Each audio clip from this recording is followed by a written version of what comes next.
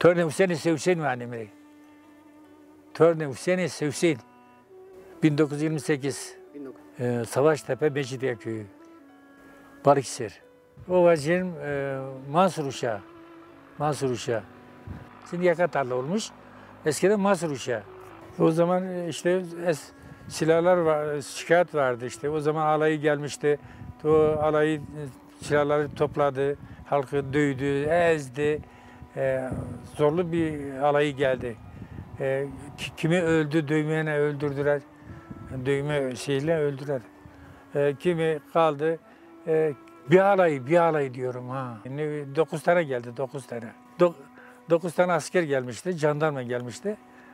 İşte 3 kişi vardık bizim köyde. O köyde 3 kişinin silahı vardı, vermemişlerdi. Onları bizim köyde ihbar etmişlerdi. Onlara gidip de karakolda işte. Seyit Rıza'nın oradaydı karakolda. 3 kişinin silahı var. Birinin adı Hasan, birisi adı Hıdır, birisi adı Miço. Mesela bunların silahları var. O silahlarda da gümüş bilezik var. Jandarmalar geldiler, topladılar, muhtarı getirdiler, muhtarı da oturdular. Silah istedi. Onlar dediler ki bizde silah yok. Silahı biz niye karşı tutalım? Niye vermiyorsun biz silahlarımızı? Verdik. Yok, silah varmış sizde. Tekrar ikinci silah varmış. Dövdüler, Dnipro dövdüler. Ondan sonra sabah kadar dövdüler bunları. Böyle tuz bastılar ayaklarına. Suya, betonu örüttüler, koştular sabahla. Sonra orada bir çeteler vardı bizim. Onlar da geldiler, yetişmişler. Onların başındaki komutan muhtardan ne istedi? Kadir, bana bir kadın bulun askerler. Fakat muhtar da çünkü bir uzadı, çünkü şeker de var, çünkü merbiye. Çavuş şimdi bir. Yani bu kadını bize vereceksin, sabaha kadar Tabii. biz bunun Evet. bununla yatıp kalacağız. Evet, kalkacağız. Muhtar da bunların hepsi kocaları var, hepsi çocukları var. Gördüğü o kadını istiyor yani. Evet, namusu var, herkes şerefe var, herkes namus için yaşıyoruz. Demeyene muhtar da dövdüler. Muhtar da dövünce artık çare kalmadı. O çeteler dedi ki biz bunu bırakmayacağız. Madem ki buna bu itayı yapıyorlar, namusumuza oynuyorlarsa, bizim namusumuzu koruyacağına, onlar namusumuzu tecavüz edeceğine öldüreceğiz. Ne olursa olsun yapmayın falan, muhtar yalvardı falan, hayır. Dedi vallahi yemin ederler ki vuracağız. Sonra yemeğin üstüne topladı. Nasıl ya, buna kendi arasında konuşmuşlar tabii o çeteler. Yemeğin üstüne nasıl oturduysa bunları silahlarını kucaklayın alsınlar. Biz bunları hazır zaten salonlar bu odada ateş ederiz. Silahları nasıl aldıysak kalktılar onlar ayakta. Ondan sonra ayağa kalktılar. Artık balta mı dersin, artık bıçak mı dersin, tabanca mı dersin. Ne öteyi çişti. Çiş ben dardı o. Ben dardı. Ondan sonra Mart'ta esker ama hatta haramı suya kadar zumus tabi. Tabi bu arada zafa. Dişkaya cereye şi. Sonra bu sefer işte Mayıs'ta çıktı geldi. Mayıs çıkınca artık asker geldi. Asker geldi, bir operasyon yaptı. O evleri yaktı, ekinleri yaktı, milleti öldürdü, kaçtı, tutanı öldürdüler, kadını öldürdüler. Hamile kadınlara süngü dürtüler. Konuşlarım ha, köylerim ha, benim köylerim ha. Sonra bundan sonra şey yaptılar. Ekinleri yaktılar. Yaktılar, ekinleri de yaktılar. Sen yanan ekinleri gördün mü? Tabii. Bu ekinler hiçbir şey bırakmadılar. Bu evleri hepsini yaktılar, yatakları, şeyleri, mallarımızı askere getirdi mallarımızı. Hiçbir şey bırakmadılar bizden. Şeykali değil de bir daha vardı. Hasan Göve. Ama o bizim köye gelmişti o. Gevelesi bizim köye gelmiş o kışın. Canlar kırdığı zaman o kışın geldi. Sabuyluydu ama direnetli bir insandı. Toplum bir insandı. Ciğerli, cesaretli. O muhtar evinde misafir kaldı. Dedi ki muhtara, eğer darda kalırsan gel bizim Laç mağarası var dedi. Bu Tunceli'yi topla koy, bitmez dedi, yarı yetmez dedi. Suyu içinde, her şeysi içinde dedi. İşte o zaman kiralık söyledi, bir oğlu kucak verdi. O da bir silah verdi çevresine. Sonra biz yazın çıktı geldi. O zaman Tunceli'ye işte o şey geldi. Tunç alayı geldi, Tunç alayı. İşte ondan sonra Tunç alayı adını koydular. Tunceli diye. O Tunceli, o Eskişehir'de, Kayseri'de gelmişti. Fakat çok acayip bir alayı. Yani zulümkar, din imanı yok. Bunları kırdı, kesti. Sonra biz şeye gelince bu Gafat diyorlar. Gafat'a gelince mallarımızı orada bıraktık artık. Tüm mallarımızı burada bıraktılar. Atının da malında keçi koyunu bıraktılar. Ondan sonra biz kendi başımızı çarısına. Artık gözümüze kimse görmedi. Sonra gittik ki Demenara. Oraya gidince dediler ki o Kıvra dediler, HSG yapanlar dediler ki 12 kişi tabii ailesi 12 kişi 14-16 kişi. Dediler biz Kıvra'mızı mağarasına gideceğiz. Biz de akrabayız, aynı kökteyiz, aynı soydayız, aynı kandayız. Biz de geleceğiz dedik. Biz de geleceğiz dedik. O amcası dedi ki Kıvra'sı birisi ve dedi ki iki kardeştir tabii. O kardeşi muhtar değil de o birisi dedi ki gelmeyin ya Allah Allah dedi. Burası yaylaya mı gideceğiz? Burası dedi yayla yeri değil. Herkes çarısına baksın. Biz ayrıldık. Onlar kendi adamları ayrıldık. Tabii Laş mağarasına gideceklerdi. Ondan sonra onlar içinde muhtarın oğlu çıktık. Ailesini, çocuğu aldı geldi aramıza oturdu. Anası geldi, kardeşi geldi, bacısı geldi, amcası geldi. Yat Bey eylemezse gel ol. Biz kurtaracağız bunlar söyledi. Dedi bunlar nerede ölürse ben de ölürüm. Benim canım bunlarda kıymetli, kanım bunlarda değişik değil ki dedi. Terk etti. O Laş mağarasında 14 tanesi öldü. O kurtuldu. Aramızda geldi. O kurtuldu. Biz gitseydi biz de ölürdük o zaman işte. Demek ki Allah 39'da gittik Erzincan'da teslim olduk. 40 hana. 40 hana. Ağa takımı sen anlayacaksın. Diğeri gitmiş teslim olmuşlar.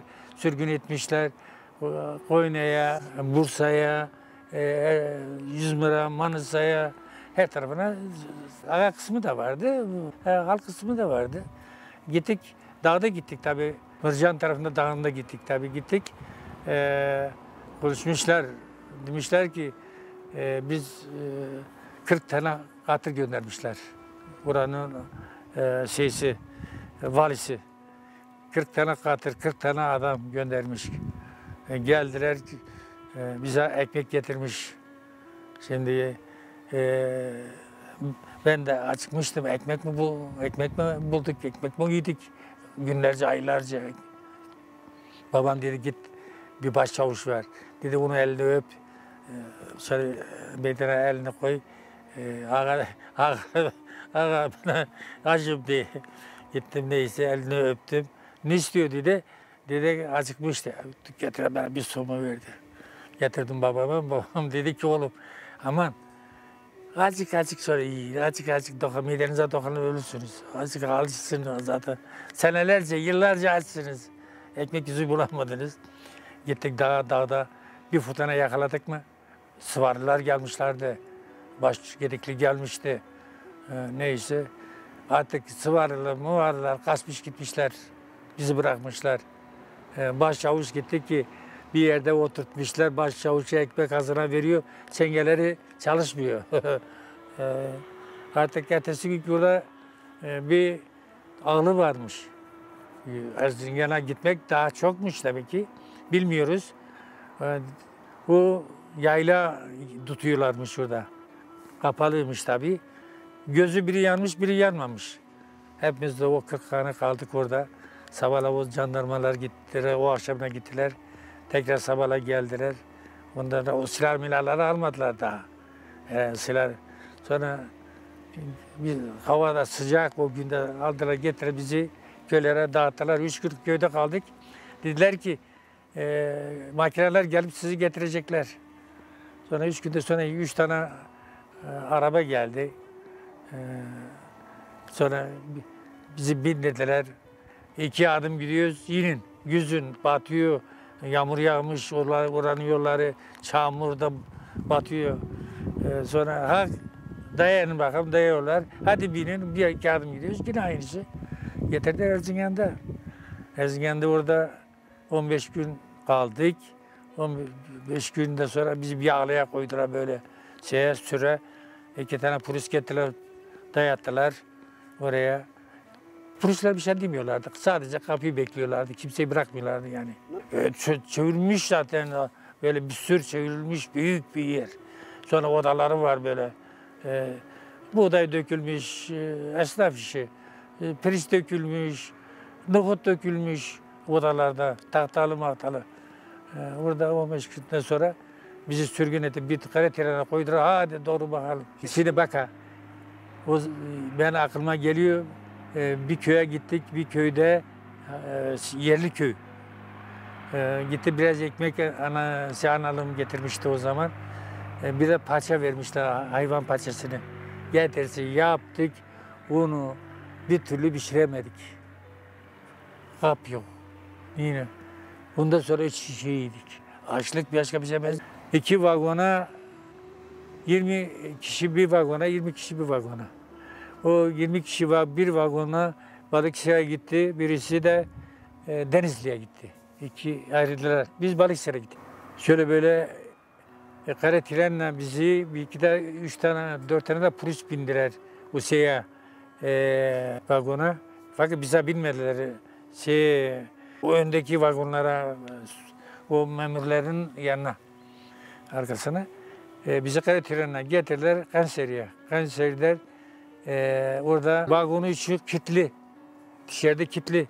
Sadece böyle parmaklı şöyle pencere var hava almak için. Sadece kare vagondan, bildiğin kare vagon. Neyse bizi getirdiler, oradan bindirdiler. Aranlık altına işenmediyse sıçanma. Neler oldu, neler ha. Su tahtalar arasında çiş gidecek diye yaptı kalktı ki mahvetmiş ortalığı. Vagon içi. Kayseri'ye gitti. Kayseri'de dediler ki sizi indirecekler, bırakacaklar. Geri dönecekler. O bize gelen polisler oradaki istasyon şefi alacak sizi.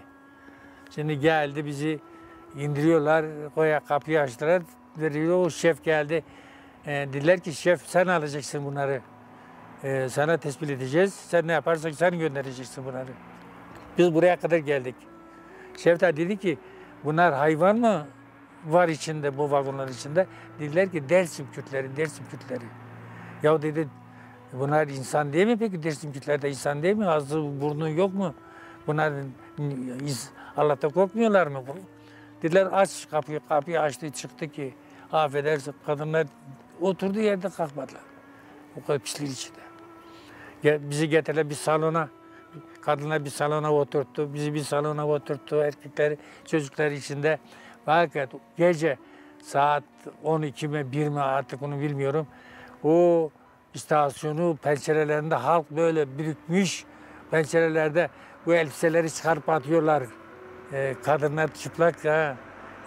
Ona da kapıyorlar, ona da eşyanın üstünde dövüşüyorlar, kavuyorlar. O istasyon şefi getirdi bize birer tas, birer demir kaşık, birer somu. Bunu yolda içsiniz dedi. Sonra bize çorba getirdi.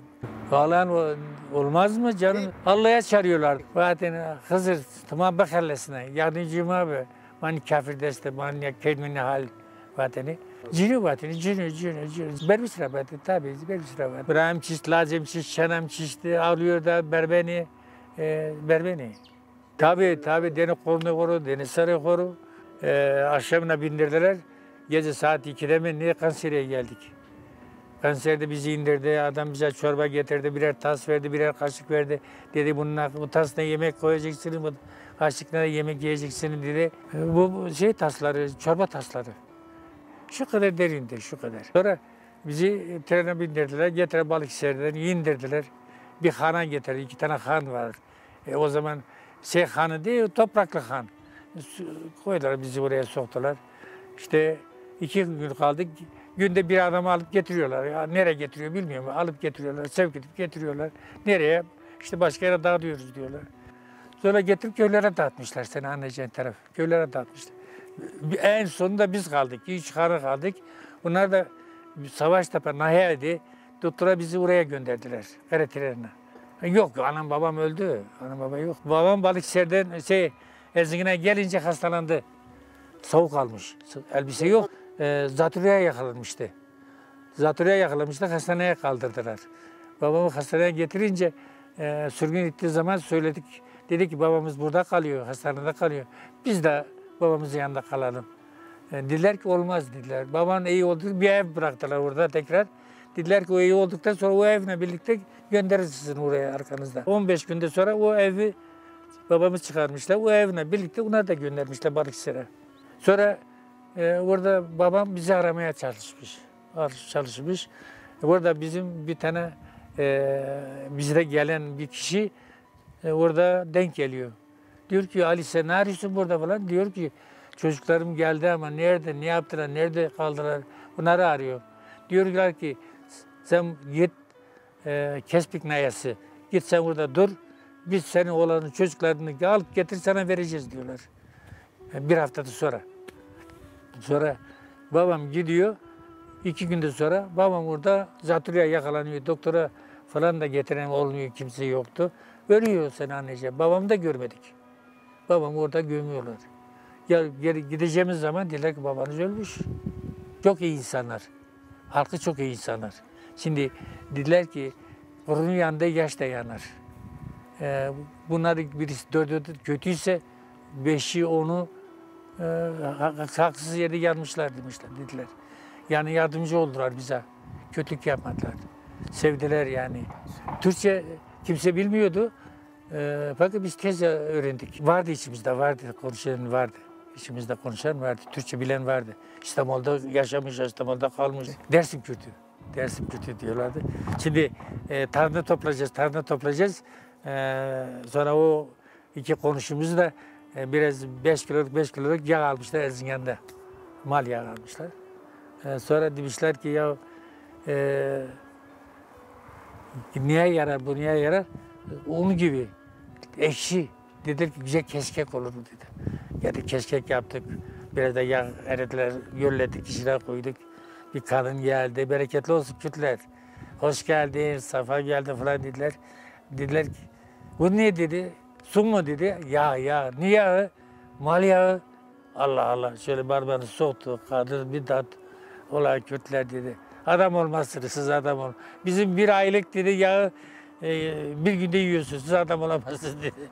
Gitti tarhana aldı geldi o tarhanada. Efendim biraz su koydu. Kaynattıktan sonra bir tane de bütün 2 tane biber attı içine. Ondan sonra kaynattıktan sonra ekmek doğradı bir tasa. Ondan sonra onu döktü işte. Biz yemişiz, doymuşuz artık. Bunu kim yiyecek? Burada 12 sene, 13 sene kaldık. Bundan sonra geri geldik. Geri geldik buraya. Ovaca'ya geldik. Geldik ki bizim köyle kapalı. Bir köy açık, Mırcan diyorlar, bir köy açık. Diğeri yasak bölge. Tuttular. O yazın geldik, bizi bırakmadılar. Güzel kadar dediler ekin vereceğiz. Ekin verdiler verasıyla. Son zamanda da ekin verdiler. O kış için yani. Bizi köylere dağıttılar. 10 hanı, 5 hanı her köye göre dağıttılar. Orada kaldık. Orada da evlendim. Hayırlısı oymuş. Bakın biz tekrar yazın 40 lira verdiler bize. 40 lira verdiler. 40 liradan sonra hayvan parası. Dağda bizi Kümüşgece'ye, İlan Dağı'nda geldik Kümüşgece'ye. Kümüşge'de gittik ki ne gidelim kötü, sıcak, dağlara çıkmışlar, koyunları almışlar, adam kimse yok. Yanıyoruz. Gittik Seyahat İskan Dairesi'ne gittik. Dedik efendim biz böyle sürünmekteyse bizi geri iade edin. Biz burada dayanamıyoruz. Yerimiz yok, yurdumuz yok, kimse yok, iş yok, aciz. Sonra sülüs kestiler, sülüs verdiler bize. Trenle gittik, yine Balıkesir'e gittik.